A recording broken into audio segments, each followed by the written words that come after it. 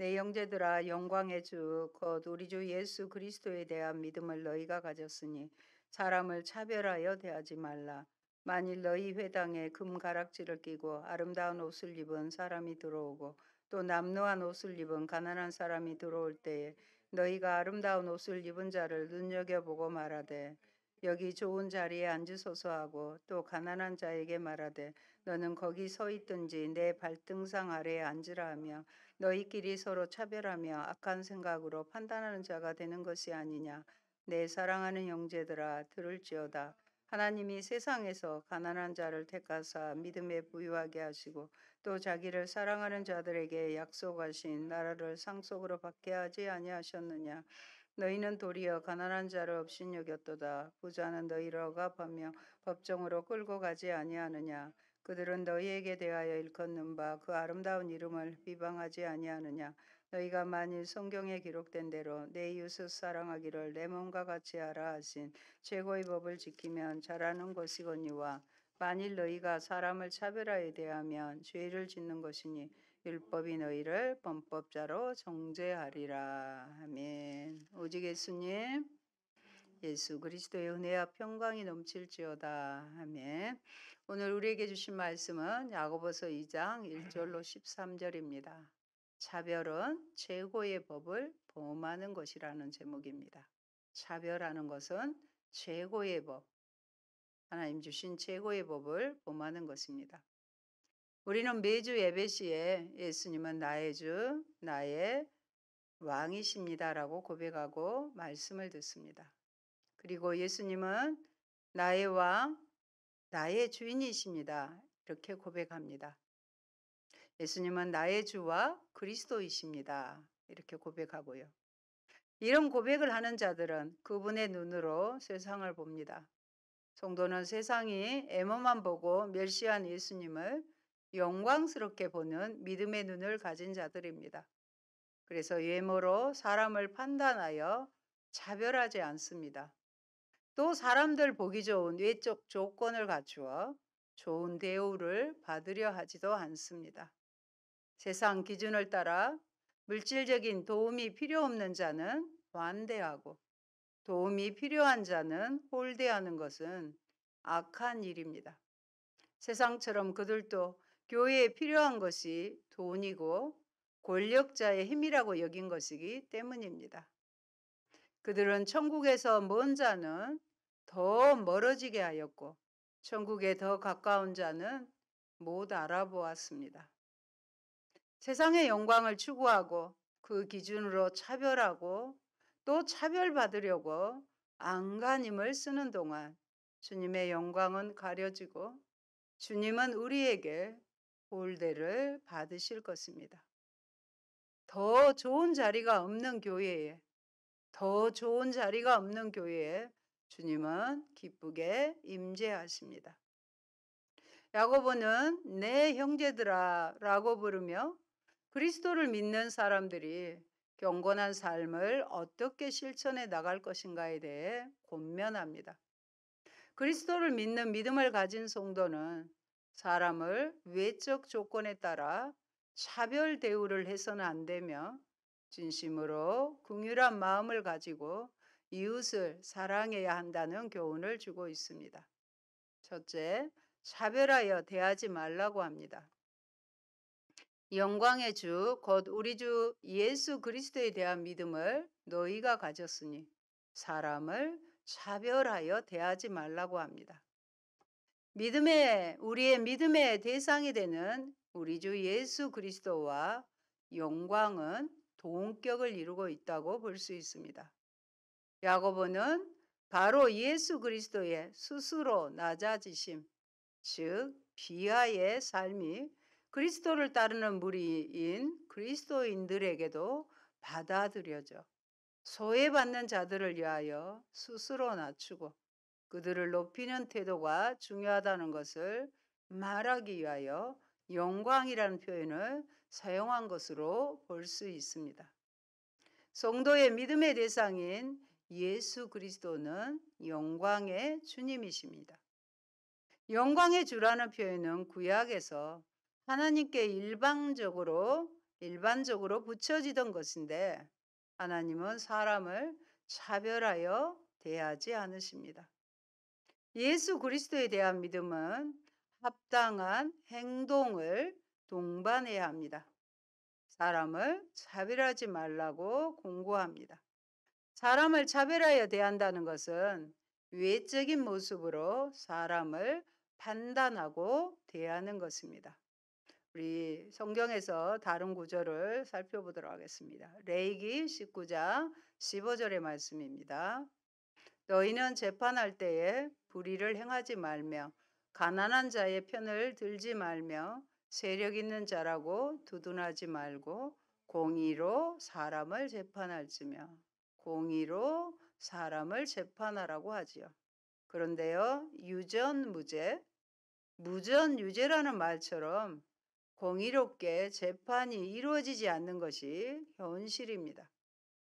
예수님은 신약에서 하나님과 동일하게 영광의 주로 불리고 있으며 그를 우리 주로 섬기는 자들은 하나님처럼 사람을 차별하여 대하지 말아야 합니다. 사람을 차별하여 대하지 말라는 문자적으로 한 사람에게 얼굴을 들다라는 의미로 얼굴이나 외적인 모습으로 사람을 판단하는 것입니다. 하나님은 절대로 사람을 외모로 보지 않으시며 그 중심을 보십니다. 사무엘상 16장 7절의 말씀 한 번 더 보십니다. 여호와께서 사무엘에게 이르시되 그의 용모와 키를 보지 말라. 내가 이미 그를 보렸노라. 내가 보는 것은 사람과 같지 아니하니 사람은 외모를 보거니와 나 여호와는 중심을 보느니라 하시더라. 아멘. 그러므로 외모가 아닌 중심을 보시는 그러한 하나님의 성품을 닮아가며 그리스도 예수 안에서 살아가는 그리스도인들이 자기의 유익을 취하기 위하여 외부적인 조건에 얽매이는 것은 잘못이며 영광의 주 예수 그리스도를 믿는 믿음에 걸맞지 않다는 것입니다. 2절과 3절은 사람을 예모로 취하는 행위에 대한 예를 들고 있습니다. 야고보는 구체적인 상황을 예로 듭니다. 회당에, 오늘날로 말하면 교회가 되겠죠. 회당에 들어오는 두 사람을 제시하여 한 사람은 금가락지를 끼고 아름다운 옷을 입은 사람이고 또 한 사람은 남루한 옷을 입은 가난한 사람입니다. 금가락지는 로마 제국 상류 계층의 상징입니다. 그런데 사람들은 오로지 금가락지를 손에 끼고 호사스러운 옷을 입은 사람에게만 주목하고 있음을 나타내주고 있는 것입니다. 먼저 회당에 와 있던 사람들은 좋은 자리로 그를 모셔와 거기에 앉으라는 배려를 합니다.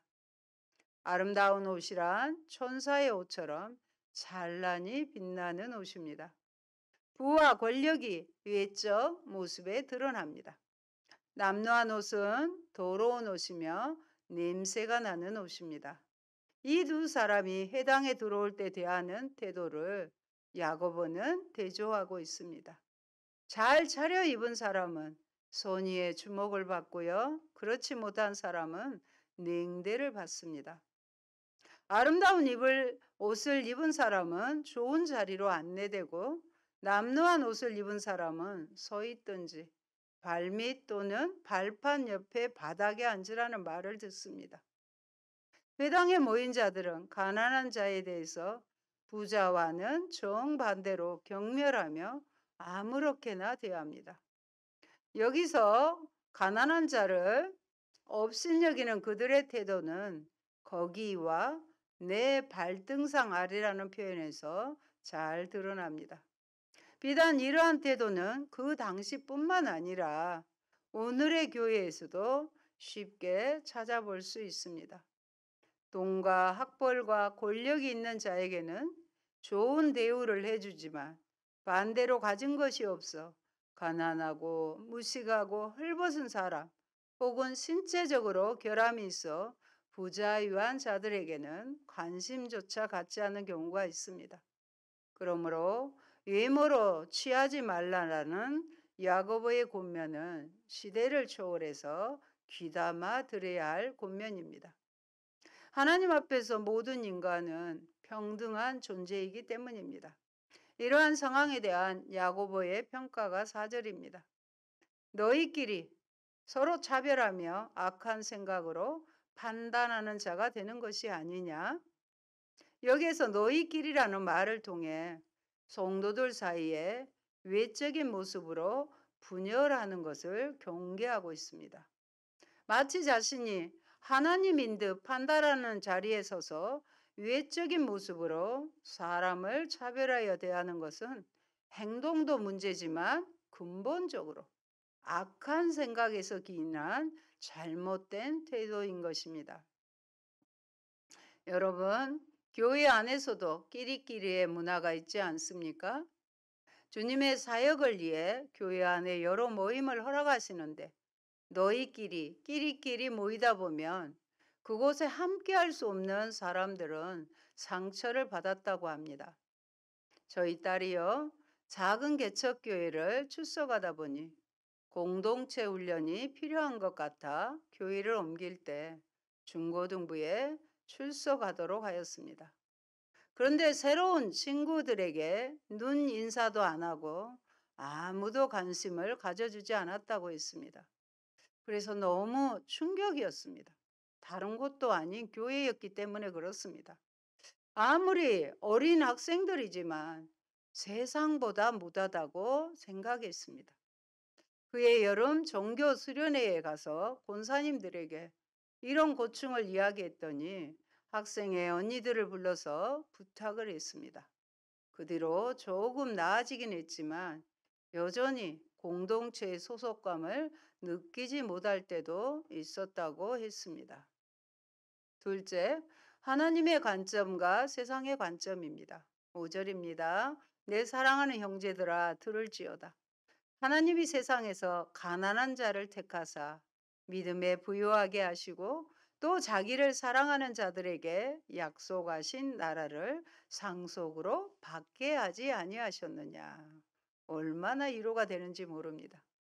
세상의 관점은요, 가난한 자와 부한 자를 외적인 겉모습으로 판단해서 차별하더라도 성도는 그렇게 하지 말아야 함을 야고보는 구원 사역을 통해 설명합니다. 하나님은 세상에서 가난한 자를 택하셨습니다. 이것은 하나님이 외적 차별 없이 선택하심을 보여주는 증거입니다. 살펴볼까요? 고린도후서 6장 10절의 말씀입니다. 근심하는 자 같으나 항상 기뻐하고 가난한 자 같으나 많은 사람을 부유하게 하고 아무것도 없는 자 같으나 모든 것을 가진 자로다. 아멘. 가난한 자라고 하나님의 구원의 은혜에서 제외되지 않습니다. 도리어 하나님은 가난한 자를 택하셔서 믿음에 부유하게 하십니다. 역전의 상황을 말하고 있습니다. 하나님은 세상 기준으로는 주목할 것 없는 이들이라도 믿음에 부유하게 하시고 그 믿음에 어울리는 나라를 상속받게 하십니다. 그러니 하나님께서 존귀하게 여기신 자들을 괄시하고 도리어 하나님의 아름다운 이름을 비방하는 압제자의 편에 서는 것을 결코 용납하지 않으십니다. 외적으로는 비록 가난할지라도 영적으로 믿음에 부유한 자들이 있을 수 있습니다. 진정으로 하나님 앞에 가치 있는 재물이 아니라 하나님의 선택을 받았다는 사실과 하나님 앞에 가지고 있는 믿음의 부요함입니다. 야고보가 언급하고 있는 가난한 자는 믿음에 부요하며 하나님을 사랑하는 자입니다. 그들은 종말에 하나님 나라를 상속할 가난한 자들입니다. 심령이 가난한 자는 복이 있나니 무엇이 천국이 저들의 것이라고 말씀하셨습니다. 따라서 나라를 유업으로 받게라는 말은 하나님이 가난한 자를 택하사 천국을 유업으로 받게 하신다는 사실은 곧 가난한 자들이 바로 하나님을 사랑하는 자들임을 나타냅니다. 야고보는 일찍이 1장에서 시련에 대해 다루는 문맥에서도 자기를 사랑하는 자들에게 약속하시니라는 표현을 쓰셔서 하나님은 바로 그들에게 생명의 면류관을 주신다고 했습니다. 시험을 참고 견디는 자는 생명의 면류관 1장 12절에서 약속해 주셨습니다. 그들은 그 시련을 믿음으로 극복한 자들이며 본문의 해석해 보면 본문으로 적용하면 가난한 자들과 동일시됩니다. 그렇다면 물질적으로는 가난해도 믿음에 부여한 자들 역시 교회 내에서 벌어지는 차별 대우라는 시련을 믿음으로 잘 극복한 사람이라 할 수 있습니다. 그들은 비록 이 세상에서는 기업을 받지 못할 뿐 아니라 교회 내에서조차 설 자리가 없을 수도 있지만 그 시련을 믿음으로 여길 때 하나님이 그들을 위해 준비해 두신 영적 기업을 유업으로 받을 수 있는 복된 자들인 것입니다.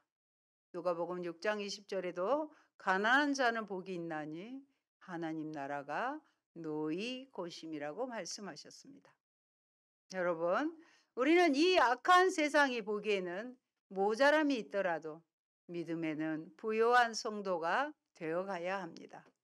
하나님 나라의 상속자로서 부족함이 없다고 고백할 만큼 주님으로 만족하는 인생을 살 때 세상이 줄 수 있는 것을 부러워하지 않고 세상이 빼앗아 간다고 겁주는 것에 연연하지 않을 때 세상은 우리를 겁박할 수 없고 유혹할 수도 없는 것입니다. 그런데 6절은요, 가난한 자를 업신 여겼도다라고 합니다. 즉 존경하지 않았다, 모욕했다는 뜻입니다. 하나님의 관점에서 볼 때 성도들의 모임에 들어오는 가난한 자들은 업신여김, 즉 모욕의 대상이 될 수 없습니다. 하나님이 택하신 존귀한 믿음의 사람, 하나님 나라의 공동 상속자들이기 때문입니다. 야고보는 가난한 자들을 업신여기는 어리석음을 지적합니다. 하나님이 귀히 여기는 자들을 모욕하는 것은요, 하나님을 모욕하는 것이 되기 때문입니다. 잠언 17장 5절 말씀을 보도록 하겠습니다. 가난한 자를 조롱하는 자는 그를 지으신 주를 멸시하는 것이요, 사람의 재앙을 기뻐하는 자는 형벌을 면하지 못할지니라. 가난함도 다 하나님이 허락하셨잖아요. 그래서 그런 자를 멸시하는 것은 그를 지으신 주 하나님을 멸시하는 거라고 말씀하는 것입니다. 성도의 모임에 들어오는 가난한 자는 물론이거니와 믿지 않는 가난한 자들도 성도는 모욕하거나 조롱하지 말아야 합니다. 그들은 하나님이 지으신 존재이기 때문입니다. 다음으로 가난한 자와 대조되는 세상 부자의 행동과 삶을 보여줍니다. 야고보는 질문 형식으로 이 문제를 다룹니다. 부자는 너희를 억압하며 법정으로 끌고 가지 않는가? 아름다운 이름을 비방하지 않는가? 부자는 가난한 자를 억압 또는 착취하며 법정으로 끌고 갑니다.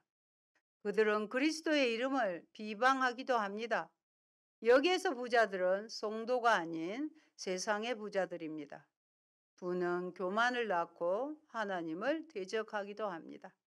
마치 어리석은 부자의 비유에 나오는 부자 같습니다. 그러므로 가난과 부를 기준으로 사람을 홀대하거나 차별하는 것은 성도에게 합당하지 않는 행동입니다. 셋째, 최고의 법을 지키라입니다. 최고의에 해당하는 뜻은요, 왕적인이라는 뜻입니다. 이것은 하나님 나라의 법이며 사랑으로 요약됩니다. 여기에서 지키면은 성취하다로 성도들의 사랑의 삶은 이미 그리스도께서 성취하신 법, 다른 말로 최고의 법, 즉 자유의 율법을 그리스도 안에서 성취하는 것이라는 의미입니다. 사랑하는 여러분, 성경대로 사는 삶은 이웃을 내 몸과 같이 사랑하는 것입니다. 야고보는 성경에 기록된 대로라고 이웃 사랑을 가르칩니다. 이웃을 내 몸과 같이 사랑하라는 성경의 가르침은 최고의 법, 즉 하나님의 법이며 하나님 나라의 법입니다. 하나님 나라의 법은 예수님의 가르침에 나타난 사랑으로 요약될 수 있습니다. 그런데 가난한 성도를 차별하는 것은 그에게 이 사랑을 실천하지 않는 것입니다. 공동체의 차별 없는 행동은 부자들이 자신을 낮추고 겸손히 섬기는 삶을 실천하는데 도움을 줄 수 있으며, 가난한 자를 하나님 나라의 공동 상속자로 알고 존중하는 생활을 실천할 수 있게 합니다. 9절에서 야고보는 차별하여 대하는 것의 심각성을 밝힙니다. 같이 보십니다. 만일 너희가 사람을 차별하여 대하면 죄를 짓는 것이니 율법이 너희를 범법자로 정죄하리라. 차별하는 것은 뭐라고요? 죄를 짓는 것. 죄를 지은 범법자라고 하는 것입니다. 차별하에 대하는 것은 이웃 사랑의 법을 지키지 않는 것이기 때문입니다. 죄를 안 지었으니까 범법자가 되죠. 더욱 심각한 것은 차별하여 대하는 것이 율법을 모두 범한 것이나 마찬가지라는 것입니다. 야고보는 간음하지 말라는 명령과 살인하지 말라는 명령을 예를 들어 간음하지 않았어도 살인하면 율법을 범한 자가 된다고 설명합니다. 차별하여 대하는 죄를 언급하면서 간음하지 말라는 것과 살인하지 말라는 것을 언급하는 것은 차별하는 죄 역시 그에 못지않는 심각한 죄임을 암시합니다. 우리는 살인하는 것, 간음하는 것은 크게 지금 생각하고 있는데 오늘 말씀해 보면 차별하는 죄도 심각한 죄라는 거예요. 간음하지 말라, 살인하지 말라는 명령을 중대하게 여기듯 차별하지 말라는 말씀 역시 중대하게 여겨야 합니다. 이웃 사랑에 저촉되는 행동은 율법 전체를 범하는 것이 됨을 야고보는 보여줍니다. 여러분, 예모로 사람을 판단하는 것은 이웃 사랑을 최고의 법으로 여기며 그것을 하나님 사랑과 같게 여기는 율법을 범하는 죄이기에 용납될 수 없습니다. 우리는 율법을 만드는 자가 아니라 심판받을 자임을 기억해야 합니다. 내 이익만을 위해 이웃을 차별적으로 대우하기보다는 하나님께서 긍휼히 여길 때 심판의 날 우리도 주의 자비를 얻을 수 있습니다. 13절에 긍휼을 행하지 아니하는 자에게는 긍휼 없는 심판이 있으리라. 긍휼은 심판을 이기고 자랑하느니라고 말씀합니다. 긍휼이 없는 심판, 생각하기에도 끔찍하죠. 긍휼은 자비로도 번역되어 가난한 자, 힘없는 자, 고통 속에 있는 자를 불쌍히 여기는 마음과 행위를 말합니다. 긍휼은 사랑의 계명을 구체적인 삶의 현장 속에서 적용하는 것입니다. 그런데 교회 내에서조차 이러한 구분과 차별이 적지 않게 일어나고 있습니다. 그래서 아직 믿음이 깊지 않은 성도들 가운데에는 세상이나 교회나 다를 바 없다며 상처와 함께 등을 돌리는 경우조차 있습니다. 굳이 차별을 하려거든 하나님께서 그리하신 것처럼 부자가 아니라 오히려 가난한 자들에게 더 큰 사랑과 긍휼을 베풀어야 하겠습니다. 그리하여 마지막 때에 행한 대로 갚으시는 하나님으로부터 긍휼과 사랑을 넘치도록 받는 복된 성도들이 되어야 하겠습니다. 사랑하는 성도 여러분, 성도의 모든 행동은 장차 올 심판을 염두에 둔 것이어야 합니다. 율법대로 심판을 받을 자처럼 말하고 행동해야 합니다. 심판을 생각하며 긍휼을 행해야 합니다. 외모로 차별하지 말고 가난한 자에게 긍휼을 행해야 할 것을 가르칩니다. 긍휼은 위대한 힘을 가지고 있습니다. 우리 역시 예수께서 다시 오실 때 각 사람의 행위대로 그가 갚으시기 때문에 긍휼을 행하지 않으면 하나님의 심판을 면치 못한다는 사실을 명심해야 하겠습니다. 차별은 서로 사랑하라는 최고의 법을 어기는 죄를 짓는 것입니다. 아멘. 좋으신 아버지, 감사합니다. 세상은 차별을 합니다. 가진 자, 힘이 있는 자들은 좋아하지만 가난한 자는 멸시하고 무시하기까지 합니다. 아버지, 그러나 이러한 것들이 교회 안에까지 있는 안타까운 모습들을 봅니다. 야고보 사도를 통하여 말씀하여 주신 정말로 차별을 하는 것은 하나님이 이웃 사랑에 대한 하나님 사랑과 이웃 사랑에 대한 최고의 법을 어기는 범법자가 된다는 것을 하나님 우리 마음에 새깁니다. 살인하고 간음하는 것만 중대한 죄가 아니라 사람을 차별하는 것은 그를 지으신 하나님을 멸시하는 것이라고 들었사오니 이제는 이웃도 내 몸처럼 사랑하고 서로가 마음을 열어 말씀에 따라 사랑하는 저희가 되게 하여 주시옵소서. 우리 교회 사랑의 공동체가 되게 하시고 이 귀한 아버지 하나님 가르침대로 쭉 주님 오실 때까지 차별 없는 교회가 되게 하여 주옵소서. 예수님 이름으로 기도합니다. 아멘.